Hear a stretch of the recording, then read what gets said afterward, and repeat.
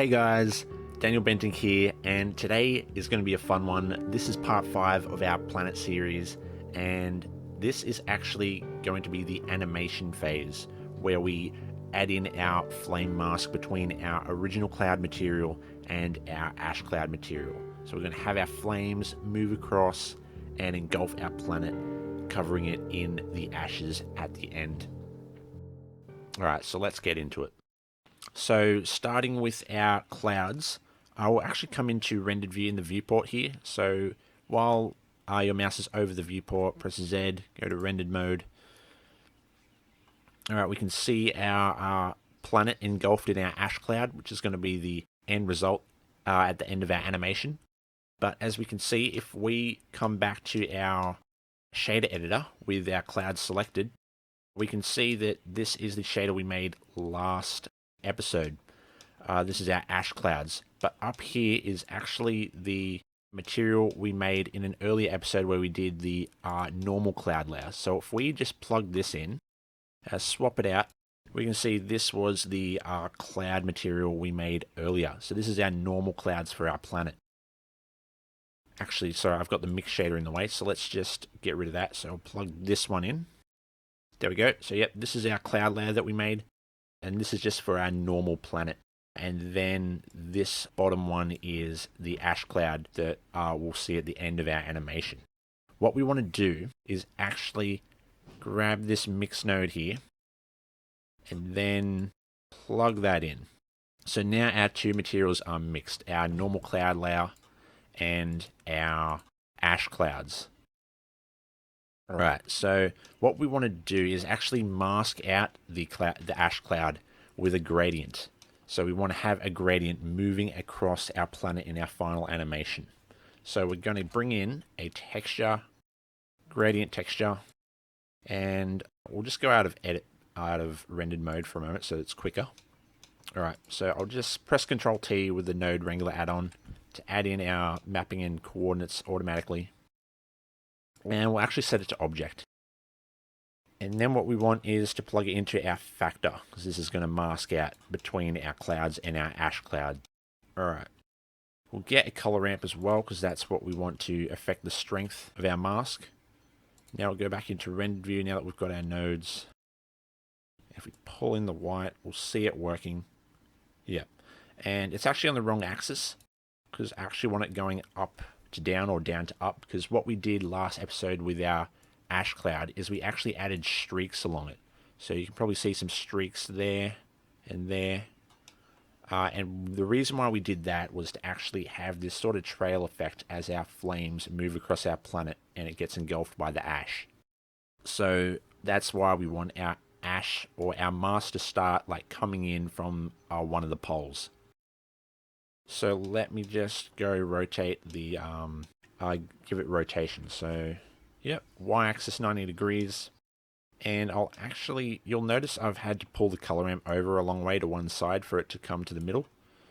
If we just move our mapping a little bit, 0.5, whoops, let's try Z.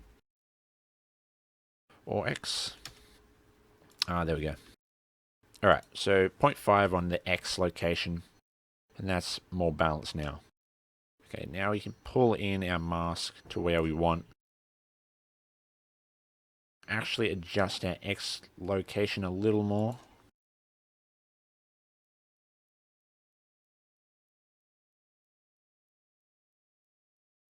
Yeah, there we go. 0.5, so I was right, 0.5 is fine.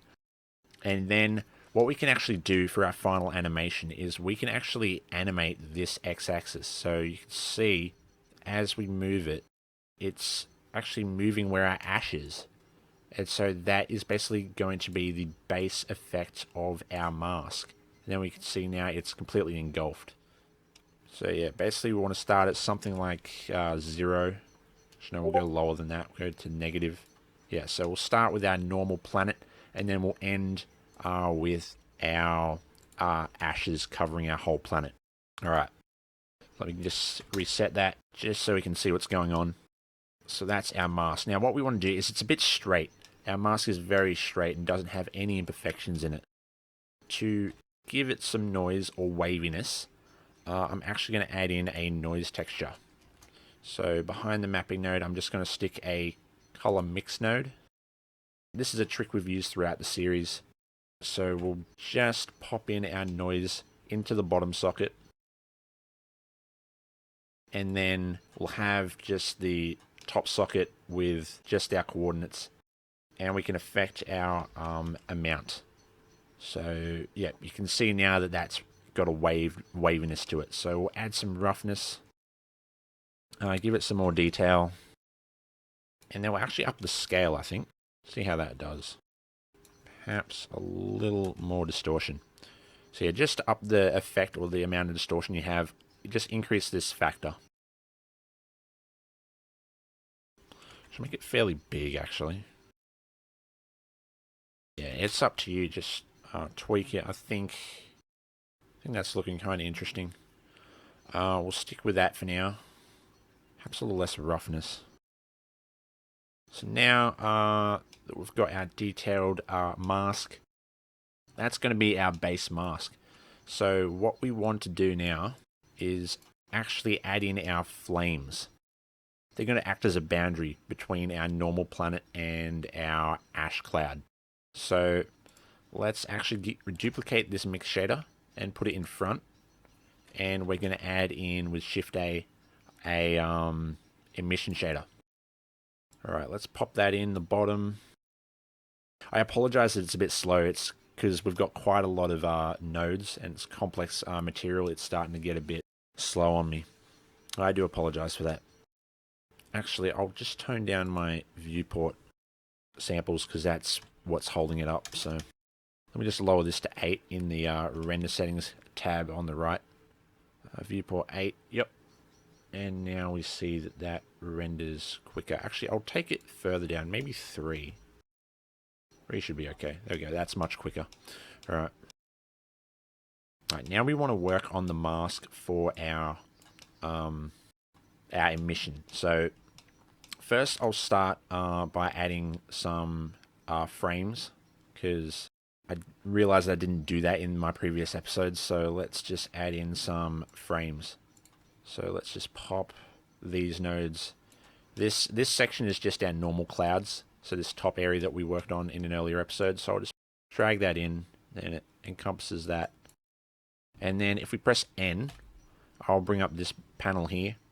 With our frame selected, we can actually name it. So in the label field, let's just type in clouds.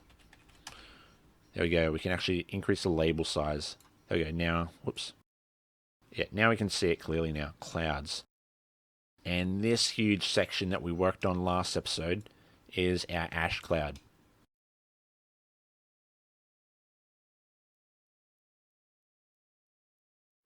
There we go. Alright, so with this frame selected, we'll just name this ash. Increase that label.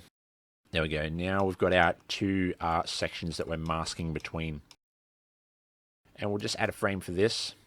We'll name this one gradient, because this is the gradient mask. Alright, and then I'll split these up into groups as well, just so it's a bit easier to understand. So this one is just our mask for our ash. So ash mask. And basically what the frames do is they auto shrink by default, so you can't drag them out. It just encompasses, it basically goes to the size as small as it can to fit the nodes that you put in it. But if we just uncheck the shrink box, then we will see that we can actually change the size as we like. There we go. Now we can see the label better. All right. Okay, so we've got our emission. Let's actually add another 2 nodes. So I'll add in a couple of color ramps, and these are going to be what mask out our emission. So let's just begin by putting one of our color ramps into our factor. All right. So we've got this here. Let's pull this in. Make it sort of resemble the first one we made. You can see that there. And we can sort of see the ash coming down underneath, which is interesting. And now what we want to do is actually add in a math node. and we'll set this one to subtract, because basically what we want is, I'll actually show you my first color ramp or my other color ramp. So if we bring this in to our main output, and then we'll pull this in and we'll make it smaller. So we got to make sure that this color ramp that we're subtracting is smaller than our main color ramp, because what we're doing when we do the subtract is we're minusing our top, or we're minusing our bottom from our top. So if we plug in our top color ramp to our main output, you'll see what that looks like. And so you can see it's bigger. And the subtract is basically going to subtract any white values from our mask. So that's our top color ramp. And then this smaller one is going to be subtracted so that we're just left with a strip along here. Alright, so let's plug the main output back in. And we can see that that's actually working. So, yep, we've got our sort of strip of emission. Let's actually clean that up a bit. So, get our main one. I think we've got to pull our emission a little further over, because we can sort of see our clouds underneath. Just pull that over to a place where you're happy. I think that'll do. Alright, and then we'll pull in our other color ramp. This will pull in the back end. Alright, and you can make it as thin or thick as you want. I think we'll stick with that for now. Oh, a bit much. There we go. I'll stick with that. And that's basically our flames. So I think I'll increase my emission shader with the strength here. And we'll give it a color. Okay, so what I'm going to do is I'm actually just add some variation to the color. I'm going to add in a color ramp. So let's get one end. Set it to orange. So we'll set our blacks to orange. One to orange and one to a more yellowy, brighter hue. Alright, let's plug that in. I'll actually increase my strength. Something like 30. There we go. Now let's get our actual flame mask. There we go. And now we've got this lovely gradient. So our colder areas are more red fire-like. And then our hotter areas are more of a yellow flame. Alright. And you could really make that whatever color you want. Like, let's throw in a use saturation. See if we can make it. Oh, the purple looks cool. Oh yeah, blue is pretty amazing. Anyway, I'll mute that. So I just want normal red flames. So I'm going to get another frame, because what we've just done is actually make our flame mask. Select those, pop them in, and we'll call this flame main. This is our main flame effect. Just turn off the shrink so I can pull that up. Alright. And so now we actually want to duplicate all of these nodes. Sorry, my left click is being a bit, because it's slow, it's having trouble registering some of my clicks. Shift D to duplicate once you've selected your nodes, and we'll plug all this stuff into our gradient. So yeah, this is just the same gradient that we're using for all our masking. So that keeps it pretty simple. And what we'll name this frame, flame, what should we call this one? Because this one's actually going to be like an extra little effect where we have like arms reaching out sort of from our flames. And we're going to do that with a Voronoi texture. So I'll just call it flame arms. Not very creative, I know, but you'll see the effect we create when we actually pop in our Voronoi. Alright, so let's actually get a Voronoi texture. And what we'll do is I'll actually pop this in on its own to begin with. So let's plug it into our color. Oh, whoops, sorry. Want it into our mask, sorry. And now we're going to see how it affects our emission. So yeah, I've just popped that into the factor so that it affects our mask between our clouds and our emission. So let's just pull that up out of the way, up here somewhere. And I'm going to get a color ramp. And I'll cut it in.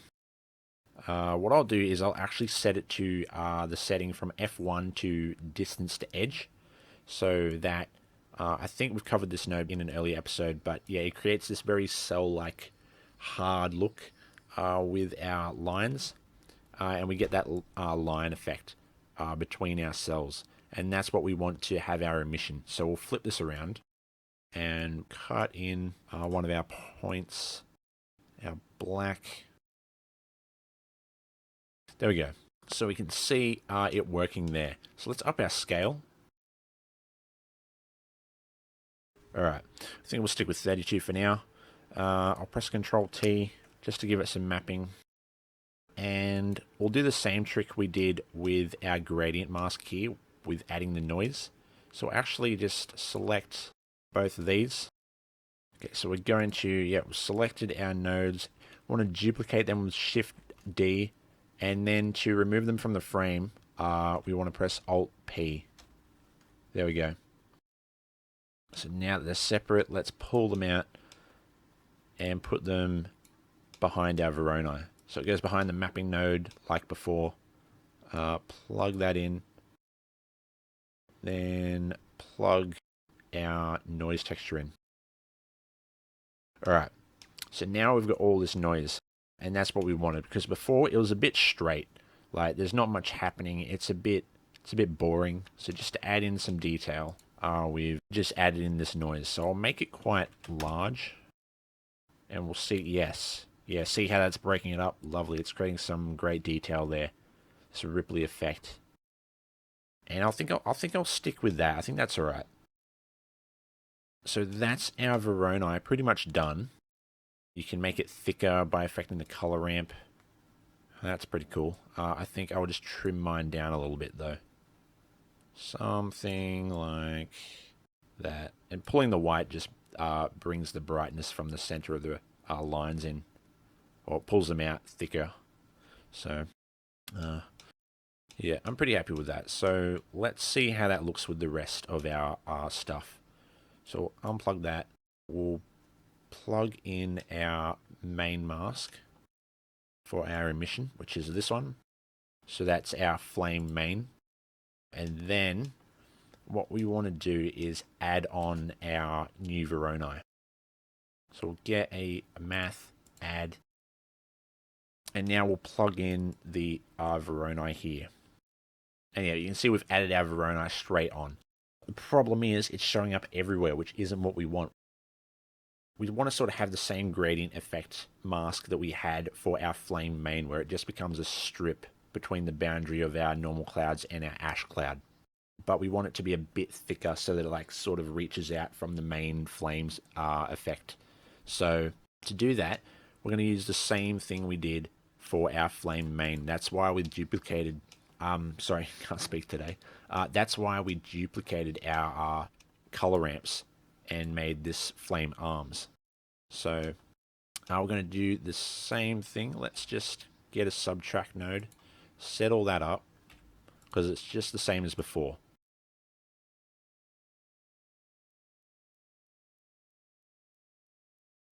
So we want to mask out our Voronoi, which is here.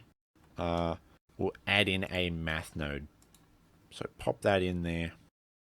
And then we'll set it to basically multiply. So we want to multiply it by our strip mask. There we go. So far our mask is the same, so it's sort of covering the same distance as our flame main, which is why we can't see it. But if we pull these out, we'll see it start to emerge from our main flame effect. Alright, yeah, we can see it there. It's pretty interesting. And how close you put these 2 points sort of creates the tapering effect. So you notice if I put it really close, our flame arms that are reaching out from our main section are actually all yellow now, because they've all got the brightness. So you remember we put in our gradient or our color ramp with red and yellow, so that our colder areas or our less luminant areas are red, and then our areas that are brighter are yellow. So if we tighten our mask up by putting our points together, we sort of get more heat. But if I pull this back, you'll notice our orange start to come in at the ends here, which is a cool effect. it's sort of like we're hot in the center where our line is. They come out and then get colder. And that's the effect I was looking for. Alright, so let's actually add in a multiply. We'll actually be able to change the strength of our arms. So make them brighter, make them less bright. Maybe 3. Just to sort of bring them up to the level of where our main flames are. Now I think maybe my Verona is a little too big, so I'll make it, or too small, so I'll make the texture smaller. So we've got like larger arms. And then I'll make them thicker by pulling out our color ramp. Alright, something like that. Now we've got to actually do our other part of our map, or our mask. So we'll come down to the bottom color ramp with our flame arms mask. And we'll pull that as well. So, yeah, pull that up. And we can see that that's working as well. I think my bottom flames are a little too far. Oh, too much. Pull them in just a bit. Something like that. And I'll actually thin out my main mask. So let's come down.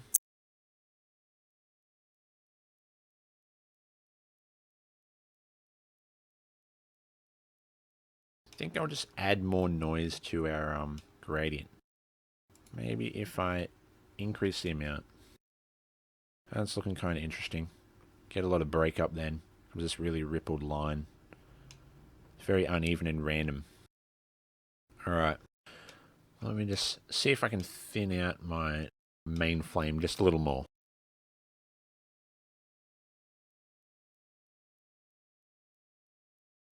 I'll just lengthen this so that we can see a little more of it. There we go. Pull it in.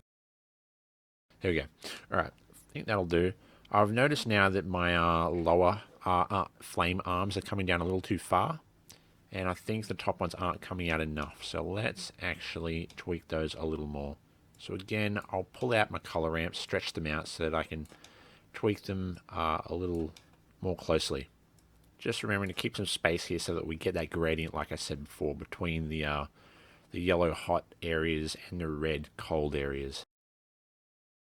Now, for the top section. I think that'll do. Alright. And that's pretty much it for our effect. We've got our sort of arms coming out, which looks pretty interesting. And you can adjust that however you like. Like if we were to remove it, you'll see what it looks like.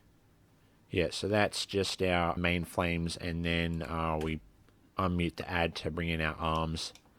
And we can actually tweak our noise, so let's maybe increase that. Yeah, it just creates more breakup in our, makes them more spindly.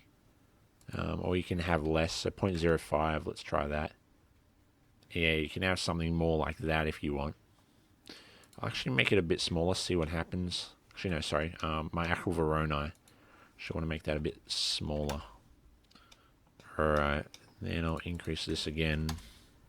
Something like that. And yeah, you can really make that as big or small as you want. So if we make it really big, we get lots of them, which looks interesting. Otherwise, if you want less and you want them to be bigger, then you get something like this. But I'm going to leave mine there. Then I'll actually pull them in just a little more. Let me just tweak this. There we go. So now it's sort of like we've got this main line of flames, and then we've sort of got them branching out a little bit, our arms. It's not quite as exaggerated now. And that, I think, is what I'm going to stick with for when we do our final effect. Let's get our main gradient and actually see what we can do with that. Let me see what linear light looks like. Alright, yeah, I think I'm going to do that because what linear light has done is it's actually done a better job of giving us that variation without pushing my gradient. Because if we just mute this effect our noise distorting our gradient, you'll see that it's flat and we've got it going along the middle or the equator of the planet to begin with. But when we were in mix mode with our distortion on, I saw that it was actually pushing it, which I didn't like. So we'll change that to linear light, which I think is working much better for us. I'll just tone the factor down. Yeah, I think that's good. Alright, and just to make it a bit more visible, I'll do some more tweaking of my masks, because I think changing that to linear light has actually, I think, made my mask a little thinner. So we'll thicken that back up. So I'll go to flame main. I'll just push it out a little bit. And now we'll pull out our arms. Oh, wrong one.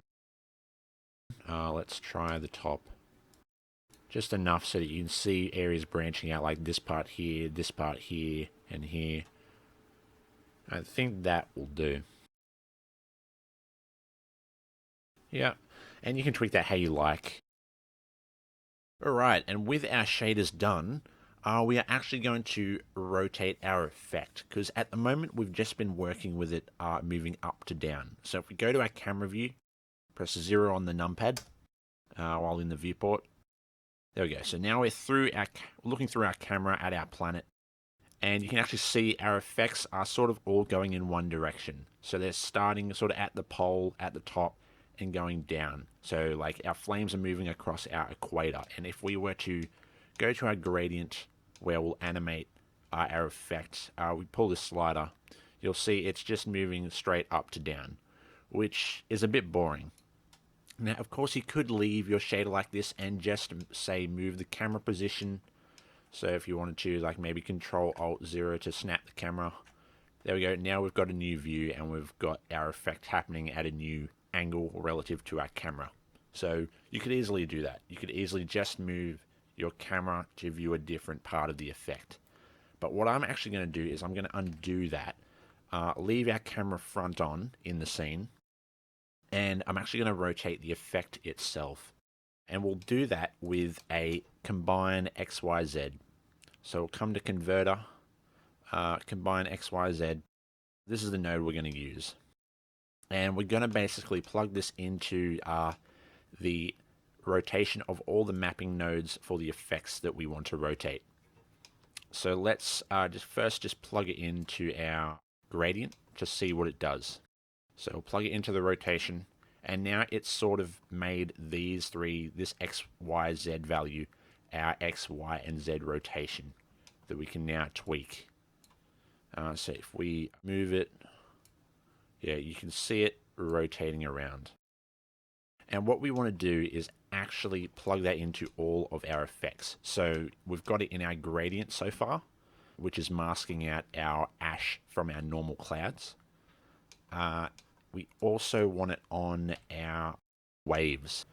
So that's the waves we had at the bottom here for our ash.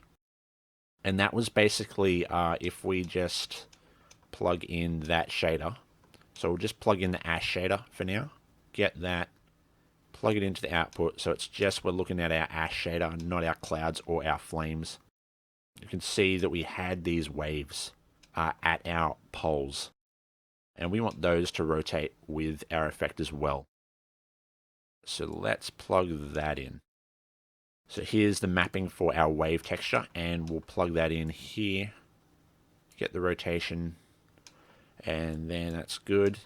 And the other two effects we want is our actual wave mask. So you'll see that we actually, when we made this ash material, we actually masked out those waves that were on the poles so that they would only show up on the poles. So you can sort of see our waves here, but then they disappear, like they don't appear here, they're only on the top and the bottom of our planet, which you can't see the bottom because it's in darkness. But yeah, we basically did that with this gradient texture here. So we'll pull that into our output. And, oops, sorry, I pulled the alpha, which isn't what I wanted. Let's get the color, plug it into our output. Yeah, so this is the mask we made to mask out our waves. We want this mask to move as well. So we'll grab our combine XYZ. Whoops, don't want to bring it into my frame. Yeah, it'll bring it into the frame if you like end the action with your mouse over the frame. So be sure not to do that because we actually want to have this in a different frame. So I'll just leave that out and we'll plug the vector into the rotation. There we are there. Now it's moving our pole mask. So the last effect we want, so far we've got our waves, the wave mask, and our main mask effect for our ash and clouds. We also want the streak effect. So if we just plug our main ash shader back in, so grab this mix, plug it into the main material output again, and we'll see the streaks. So yeah, those are just the main streaks that we made, so you can see them there moving along our planet. And you can actually sort of see where they converge at the top here. So that streak effect has to be rotated as well. And that is actually over here. So with our gradient texture. So basically we mix that streak effect with our mask here, which masked out the waves that we have at the bottom. So we'll get that gradient streak texture that we made for our main streaks along the planet. And our mapping for that is just back here. Alright, so now that we've got all that, we can rotate those effects. But you'll notice some weird stuff has happened with our material. Everything is sort of wrong. So just to show you everything, we'll plug in our main shader now so that we've got all our flames and our mask. And we'll just go back to our main gradient and pull our X location so that we can just see our ashes a bit more. Alright, if we go back to our camera view with numpad 0, you'll see that some of the stuff is working quite well. Like our waves on our poles are in line with the main mask itself. So those two things are working quite well.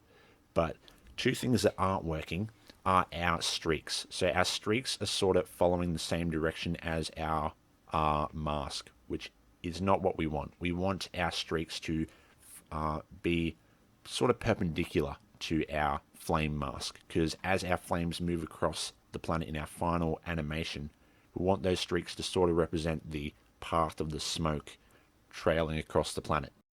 So we actually want to rotate that part.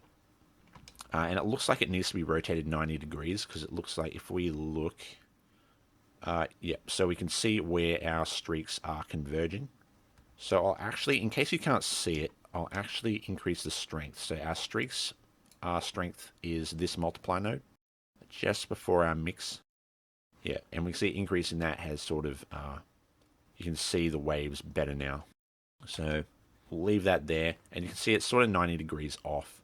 So what we want to do is actually come to the back where our mapping for that effect is, and we want to put a mapping node in front of it.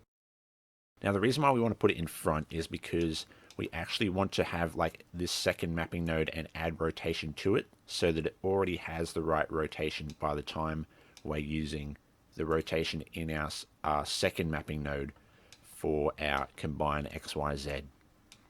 If you put it after and you say you put it in the vector here, you'll sort of be adding weird rotation with your combine XYZ, and then you'll be adding 90 degrees. Which isn't really what we want. You want to do all your clean 90 degree changes before you do any of the weird rotations with your final combine XY, because this is going to allow us to add our random rotation to move the effect where we please. So yeah, just put the mapping node in front, and we'll just plug all those sockets back in. So plug that in and just replace all of the sockets from the original mapping and connect up the new secondary mapping node. So just a couple more, that one and that one. Alright, and that's all we need. So if we go to the Y rotation and we click 90, and as you can see, it's fixed our effect. So let's actually just mute our mix, which is adding our wave mask. We'll mute it with M, and we can see our streaks converging here. And we can see them sort of following perpendicular to our flame mask, which is what we wanted. So that's great. We can see that's working now. So we'll unmute the mix, and then we'll actually set our strength of our streaks back to what we had them. There we go. So one last thing to fix is our actual cat mask, which we noticed is at the wrong angle. It's sort of going off in this weird angle as opposed to the angle of the waves. And that's actually due to the scale. So let's come to where we made that gradient, which is this section here. As I've said, it's the part masking out our two streaks and our waves. So let's actually add in a mapping node in front of that. And we want to actually reset our scale to 1 because the changing the scale to 0.5 or anything other than 1 is actually what's ruining it at the moment. So let's make sure that's all back to 1, and we'll adjust our scale in here. Alright, let's start at 1, and we'll also set our 90 degrees to 0 because we don't want to do that. There we go. Yeah, and now we can see our gradient is now following everything else. So everything else is aligned and at the right angle. Now let's just adjust our scale because we see that our gradient is coming way too far into the center. So we've actually got to set this to 0. Yeah, because we're already moving at 0.5 in this node. So we don't need to do that here. So just 0 all of that out. And now if we just adjust our scale, let me find which one it is. Oh yeah, it looks like it's our X. So if we just tone down our X, we can see our gradient moving up. There we go. And if we rotate, yeah, we can sort of see our waves right on the end of our planet here. So now that's all fixed. So the cool thing about this now is that we can rotate this effect where we want. And everything is following as it should. Like we can see our mask here. We see our streaks moving perpendicular along the planet. And we can see our waves at the start. Or at the end of the planet. So that's great. Let me just tone down my main gradient. So that we can sort of see where we want our effect to begin. So we'll just tone this right down. That'll do. Now I notice my effect actually becomes very erratic once it's very small. So what I'm going to do is actually affect my mix here, which sort of adds our noise in. So I'm going to lower that. Yeah, we'll do something like that. Alright. And now if we slide it along, yeah, we can see it there. Alright. Cool. I'm happy with that. So let's now go back to our camera view with numpad 0, and we'll just tweak our rotation. Now I'm going to put this in a frame, so let's just pop it in there, grab our frame, scale it up by unchecking the shrink. We can increase our label size, then label it our rotation. There we go. Now let's rotate it to where we like. I think I'm going to have it in the corner where the most light is on the planet. So alright, I think that's good. I'm happy with it starting there. And now when we slide, we'll go back to our main gradient. Yeah, we see it come in, and that's basically going to be our final effect. Alright, so let's save. And then we'll actually bring this over to a point where we can't see the flames anymore. And for this, we'll actually move into EEVEE. So let's do that. Keep in mind, because of how complex our shaders are, it's going to take quite a while. So just bear that in mind. Alright, and we're back. So I've been sitting here for probably a good 2 to 3 minutes now. So yeah, that just goes to show how much these huge shaders are having an effect on EEVEE's build time. So yeah, it does really take a while once you have some complex shaders in your scene for EEVEE to actually go into render mode. So yeah, just keep that in mind. Cycles is much quicker. But once it is loaded, you can see we can look in real time and it looks really cool. And like I said earlier in the series, both Cycles and EEVEE can use these shaders just as well. There's no interesting effects that only Cycles can do here, which is why, as you can see, it looks pretty damn good in EEVEE as well. So yeah, you can easily render this out in this engine if you like. And the reason why I showed it in EEVEE right now is basically so that I can show the fire effect a little more clearly and with the bloom. So we've got our bloom effect checked in EEVEE. So let's go to our main mask now and affect our X location. So yeah, you can see that effect happening and it looks really cool, especially with the bloom. See as it eats away at the planet and just engulfs it in this ash cloud. And this is the effect we wanted.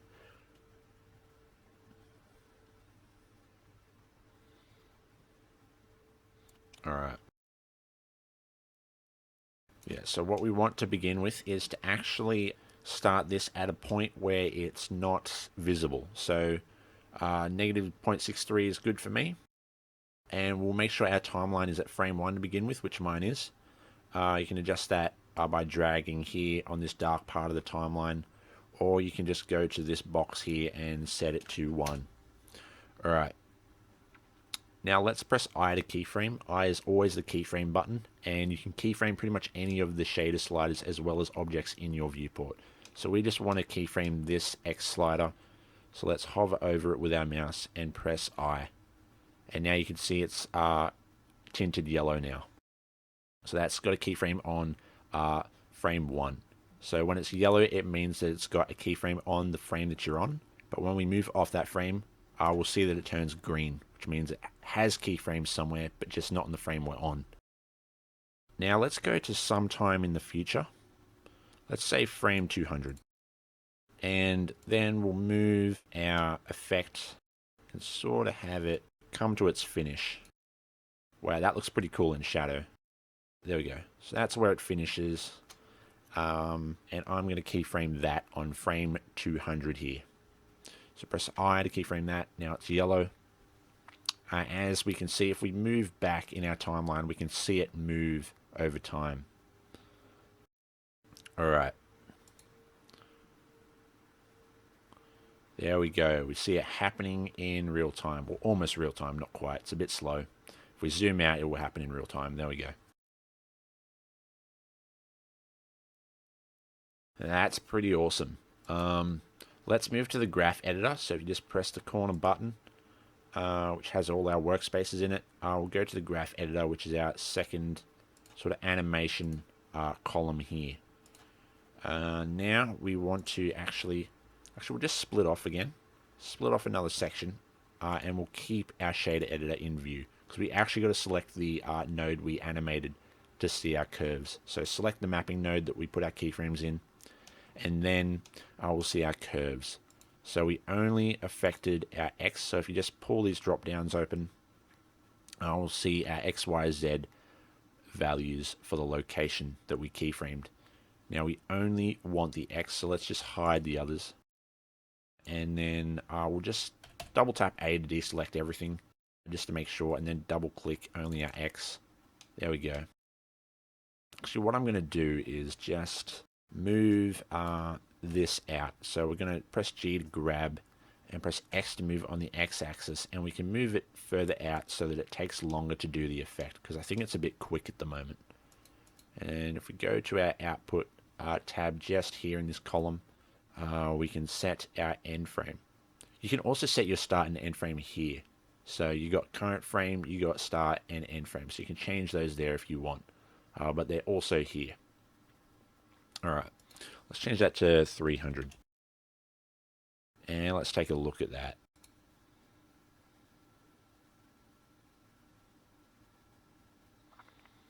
All right, and by default, the keyframes actually map your curves so that they actually have a smooth fall off to them, which I think works for us because the planet is spherical. I think it should be like a very quick effect when it first starts eating away at the planet because it's only at a small space here. But then as we move along, the planet gets like the circumference of that sort of mask gets bigger and bigger. So I think it should like slow down because it's taking longer to eat away at the wider part of the planet, and then it should get quicker again. And that's what's happening. Actually, whoops, no, that's actually the opposite of what's happening. Sorry about that. So our curves are actually starting off with it moving slowly. Yeah, sorry, because it's the ease in, ease out thing. So it's moving slowly, not changing very much, and then it's curving upwards, moving and changing more, and then it's slowing down again. So I'm probably going to adjust that a bit. So let's grab our handle for this first point, and we'll move that on the y-axis with G and Y. And then we'll see how that goes. And you can do this however you like. You can make it fast or slower at the start, or you can just make it a straight line, make it more linear. I'm going to see how this goes.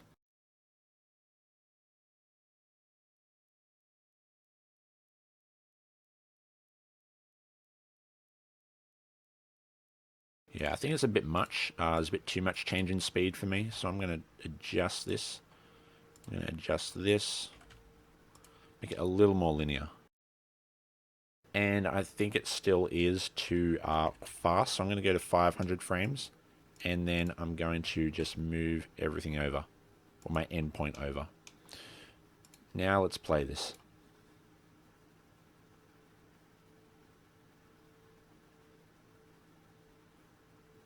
Alright, and what I'm going to do is I'm actually going to make it start off slower, because I want it to sort of erupt and then sort of move out. So let's just see what we can do with that. So let's just pull it down. We'll also pull it out so it goes slower for longer. Alright, let's see how that goes.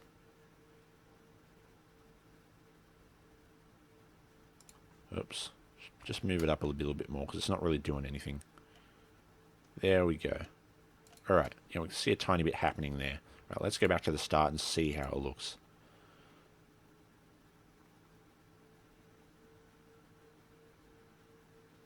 There we go. And that's cool because we sort of see our Voronoi first coming out before we have the eruption of the main flame, which is really interesting. And you can, of course, tweak your Voronoi with the same settings we were using earlier, like all our flame arms mask here and our flame main here. So you can affect all that, and our actual Voronoi itself, which is here. But I think we'll stick with that for mine. Very cool. Alright. I think we'll leave it there since I'm pretty happy with that. So let's just go to solid mode to make everything quicker. We'll save. Alright, so that concludes episode 5 of our Planet Destruction series. We've done our animation. We have our flames engulfing our world and covering it in our ash cloud, which looks pretty cool. And next episode we'll cover the final tweaks to some of our shaders, adjusting things like camera angle and setting up the final shot and just outputting our final animation. So yeah, that's the end of this video. I hope you guys enjoyed it. Feel free to like, comment and subscribe if you did, and yeah, see you in the next video. Bye guys.